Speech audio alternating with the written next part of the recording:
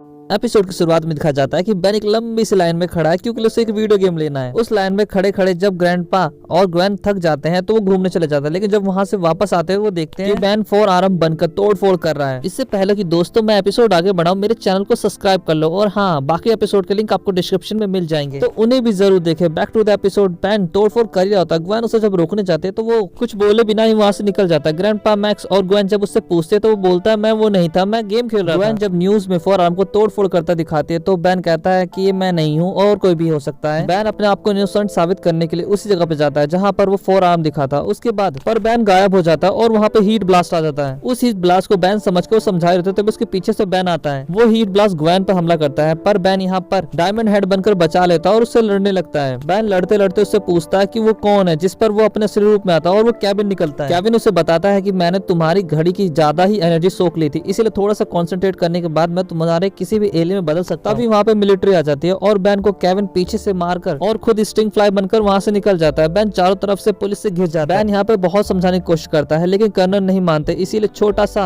Attack कर वहां से निकल जाता है और इसी समय बेन की ओमनिट्रिक्स भी उसे फिर से इंसान में ट्रांसफॉर्म कर देती है और बाकी की बातें ग्वेन और ग्रैंडपा आके यहाँ पे संभाल लेते हैं और वो लोग वहां से निकल जाते हैं। उससे पता चलता है कि उसके हर एलियन ने कहीं ना कहीं चोरी और डकैती की है, लेकिन तभी उनके सामने से एक वैन गुजरती है जिसमें लोग चीख रहे होते हैं, इसीलिए बेन तुरंत वाइल्ड मट बनकर उन लोगों को बचाने जाता है। वो बस केविन के काबू में होती है और केविन उसके ब्रेक तोड़कर फेंक देता है, पर तब तक बेन भी उस बस में घुस चुका होता है। पर केविन यहाँ पे अपग्रेड बनकर पूरी बस को काबू कर रहा होता है, इसीलिए वो पहले उसे मारता है, उसके बाद वहाँ से खुद को स्टिंग फ्लाई में बदलकर वहाँ से निकल जाता है। उसके निकलते ही ग्रैंडपा मैक्स भी वहाँ पे आ चुका होता है और यहाँ पर हुक की मदद से वो बस को अपनी आरवी से बांध लेते हैं, जिससे कि बस गिरने से बच जाती है। बेन इस बात की खुशी मनाए रहता है, तभी चारों तरफ से पुलिस उन्हें घेर लेती है क्योंकि दद्दू की आरवी से उस वाइल्ड मट को निकलता हुआ पुलिस वालों ने देख लिया होता है। पर तभी कर्नल को मैसेज मिलता है कि एक एलियन पुल पर हमला कर रहा है और कर्नल वहाँ से निकल जाता है। केविन यहाँ पर पुल की रस्सी को तोड़ रहा था, वो कर्नल की पिटाई कर चुका होता है, तभी वहाँ पर बेन भी पहुंचता है और 4 आर्म बनकर उस पर टूट पड़ता है। यहाँ पर वो दोनों जबरदस्त लड़ाई करते हैं, पर केविन जब पिटने लगता है तो वो खुद को हीट ब्लास्ट में चेंज कर लेता है और उससे लड़ता है, पर बेन के सामने हीट ब्लास्ट से भी ज्यादा देर टिक नहीं पाता, इसीलिए स्टिंग फ्लाई बनकर जब उसे लड़ने जाता है तो फिर से केविन में ट्रांसफॉर्म हो जाता है और केविन को देखकर बेन वहाँ से जाने लगता है और ये केविन को खुद की बेइज्जती लगती है, जिससे वो गुस्सा होने लगता है और देखते ही देखते वो एक मॉन्स्टर में बदल जाता है, जिसमें बेन के हर एक एलियन की शक्ति होती है। यहाँ पर केविन खुद को इंसान बनाने की कोशिश करता है लेकिन वो नहीं बन पाता, इससे बेन पर उससे और गुस्सा आता है और वो उसे लड़ने लगता है। इस बार वो बेन को पीटने लगता है, पर कर्नल के ऑर्डर देने पर सैनिक